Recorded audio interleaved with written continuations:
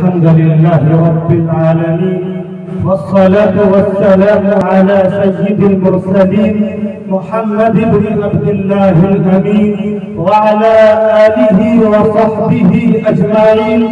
أما بعد، قال الله تبارك وتعالى: أعوذ بالله من الشيطان الرجيم. يا أيها الذين آمنوا إذا لقيتم فئة فاثبتوا واذكروا الله كثيرا لعلكم تفلحون. صدق الله العظيم. وقال النبي صلى الله عليه وسلم: إن العلماء ورثة الأنبياء، أو كما قال عليه الصلاة والسلام. محترم حاضرین اجلاس اور اسٹیج پر علماء کرام، آج ہمارے لیے باعث مسرت ہے کہ ہمیں آپ کے سامنے کچھ دیر بات کہنے کا موقع ملا. حضرات، یہ ہندوستان جنت نما ہے، جس کی گود میں گنگا جمنا کی روانی ہے، جس کی گود میں کوسی اور سرلج کی جوانی ہے، جس کی گود میں تاج محل اور جامع مسجد کی مضبوطی و پاکیزگی ہے، جس کی گود میں بڑے بڑے محلات ہیں، جس کی گود میں بڑے بڑے مقبرات ہیں. اس دھرتی نے جہاں کئی بابوں کو جنم دیا، وہیں اس دھرتی نے بڑے بڑے علماء صلحاء کو جنم دیا. ہم بھی اسی دیش کے اندر جنم لیے. ہمیں اس مٹی کے ذرے ذرے سے پیار ہے، ہمیں اس مٹی کے چپے چپے سے پیار ہے، کیونکہ ہم اس مذہب کے پجاری، جس مذہب کے ہم ماننے والے ہیں، اس نے ہمیں وفاداری کا سبق دیا، اس نے ہمیں حوصلہ کے ساتھ رہنے کا سبق دیا. حضرات، واقعہ یہ ہے کہ اگر ہندوستان کی جنگ آزادی میں علماء حصہ نہ لیتے، علماء پارٹیسپیٹ نہ کرتے، تو یہ ملک کبھی بھی آزاد نہ ہوتا. اگر یہ آزاد نہ ہوتا تو تحریک ریشمی رومال بھی نہ چلتی، تحریک ہندوستان چھوڑ تحریک بھی نہ چلتی. الغرض یہ کہ 1857 کی جنگ آزادی میں تقریباً 2 لاکھ مسلمان شہید ہوئے، اس میں 51,000 علماء تھے. انگریز کا ایک مورخ مسٹر ایڈورڈ ٹامسن اپنی یادداشت میں لکھتا ہے کہ 1861 میں 3 لاکھ قرآن کریم کے نسخے ان بدبخت انگریزوں نے چلائے. انگریز کا مورخ مسٹر ایڈورڈ ٹامسن اپنی یادداشت میں لکھتا ہے کہ علماء کے جسموں کو تانبے سے داغا دیا.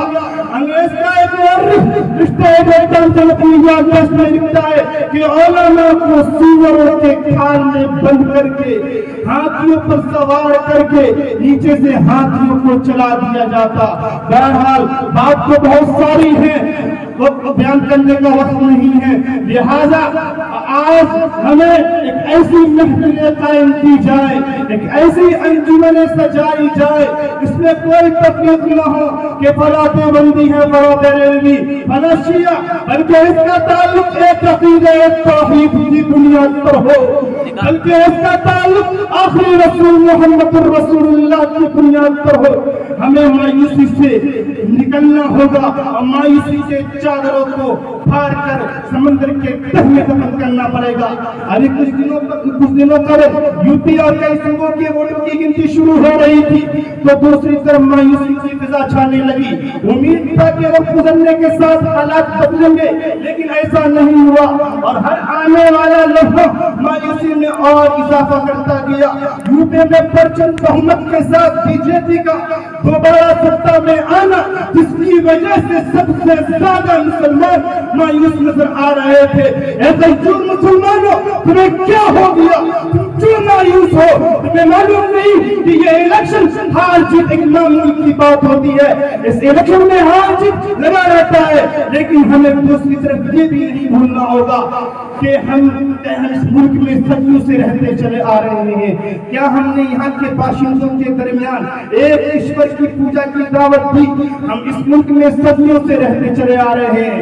کیا ہم نے یہاں کے باشندوں کے درمیان آخری رسول محمد رسول اللہ کا پیغام پہنچایا؟